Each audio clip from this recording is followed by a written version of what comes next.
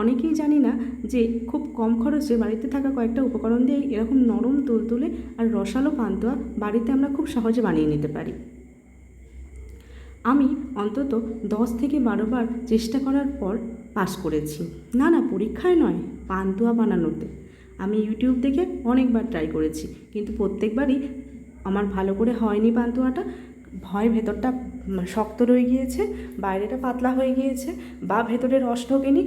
এইবার প্রথম যে আমি এত সুন্দর একটা মানে তুলতুলে একটা দোকানের থেকেও সুন্দর আমি নরম পান্তুয়া বানাতে পেরেছি। তো এখানে আমরা যে ভুলগুলো করে থাকি সেটা আমি নিজে দেখেছি এবং দেখে তোমাদের সাথে শেয়ার করছি। আমাদের প্রথম ভুল হচ্ছে আমরা মেজারমেন্টটা ঠিক করে করি না। এখানে 1 কাপের মতো গুঁড়ো দুধের সাথে হাফ কাপ ময়দা নিয়েছি, তার সাথে একটু ঘি দিয়ে দিলাম, তার সাথে দিয়ে দিয়েছি একটা ডিম। ডিমটা অবশ্যই নর্মাল টেম্পারেচারে বাড়িতে থাকতে হবে। ডিমটা দেওয়ার পর আমি এখানে দিয়ে দিয়েছি একটু এলাচের গুঁড়ো, দিয়ে ভালো করে মিশ্রণটাকে মাখিয়ে নিচ্ছি। মিশ্রণটাতে কিন্তু আমি কোনো রকম জল ইউজ করব না, এরকমভাবেই মাখা মাখা হয়ে যাবে। হ্যাঁ, অবশ্যই হাতে একটু লেগে যাচ্ছিলো, কোনো ব্যাপার নয়। এরকমভাবে আমি 15 মিনিট মতো রেখে দিয়েছি। 15 মিনিট পর দেখা যাবে ডোটা একেবারে সেট হয়ে গিয়েছে। সেট হয়ে যাওয়ার পর আমি হাতে একটুখানি ঘি মেখে নিয়েছি। ঘি মেখে নিয়ে ছোট্ট ছোট্ট করে গোল করে পান্তুয়া শেপের আকারে একটা করে আমি পান্তুয়া মিষ্টি করে নিচ্ছি। এভাবে করতে করতে একটা একটা করে করতে করতে আমার সব কটা পান্তুয়া কিন্তু রেডি হয়ে গিয়েছে। তো এখানে একটু দেখে নেব যে কোনো রকম ক্র্যাক এসেছে কিনা। না, আমার পান্তুয়াগুলো সুন্দরভাবে গোল হয়ে তৈরি হয়েছে। কড়া গরম করার পর আমি তেল দিয়ে দিয়েছি। তেল গরম হয়ে যাওয়ার পর হালকা গরম হয়েছে তেলটা, তার উপরেই আমি পান্তুয়াগুলোকে ভেজে নিচ্ছি।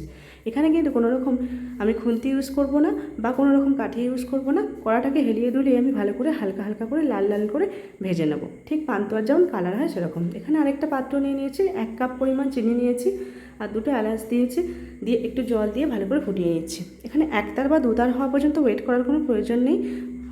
চিনিটা গলে জলে মিশে গেলেই পান্তুয়াটা দিয়ে আমি চাপা দিয়ে দেবো। অনেকক্ষণ চাপাটা থাকবে, খুলবো না।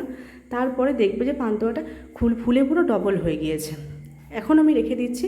কিছুক্ষণ পর এই অবস্থায় গ্যাসটা বন্ধ করে রাখার পর আমি এরকম দেখলাম যে পান্তুয়াতে রসটা টেনে পুরো এরকম বড় বড় হয়ে গিয়েছে। এরপর আমি ফ্রিজে 1 ঘন্টা রেখেছিলাম। তারপরে আমার ফাইনাল লুক, এটা হচ্ছে আমার বানানো পান্তুয়া। এত সুন্দর দেখতে হয়েছে আর এতটা জুসি হয়েছে, এতটা নরম হয়েছে যে আমি তো ভাবতেই পারিনি যে এত সুন্দর হবে। দেখো আমি চামচে করে কেটে নিয়ে তোমাদেরকে দেখাচ্ছি যে ভেতরটা কত সুন্দর নরম হয়েছে। একটা আমি হাতে করে নিয়ে রসটা চিপে দেখাচ্ছি যে কতখানি নরম আর সফট তুলতুলে হয়েছে। রসটা পুরো ফেটে বেরোচ্ছে, এত সুন্দর হয়েছে। 1 ঘন্টা ফ্রিজে রাখার জন্য পান্তুয়াগুলো রস টেনে পুরো ফুলে গিয়েছে। এই যে ভেতরটা দেখো একদম জুসি হয়েছে। এত সুন্দর টেস্ট হয়েছে যে দোকানের পান্তুয়াকেও হার মানাবে। আমি এখানে পান্তুয়ার ওপর থেকে যেটুকু রস বেঁচেছিল একটা বাটিতে ঢালার পর সেইটুকু রস পান্তুয়াটার ওপরে ছড়িয়ে দিচ্ছি। এই যে আমার পান্তুয়া একেবারে রেডি। এইভাবে তোমরা বানিয়ে দেখবে, মেজারমেন্ট যদি ঠিকঠাক করে করো না, তাহলে অবশ্যই সেটা মিষ্টির দোকানের মতো সুন্দর স্বাদের হবে।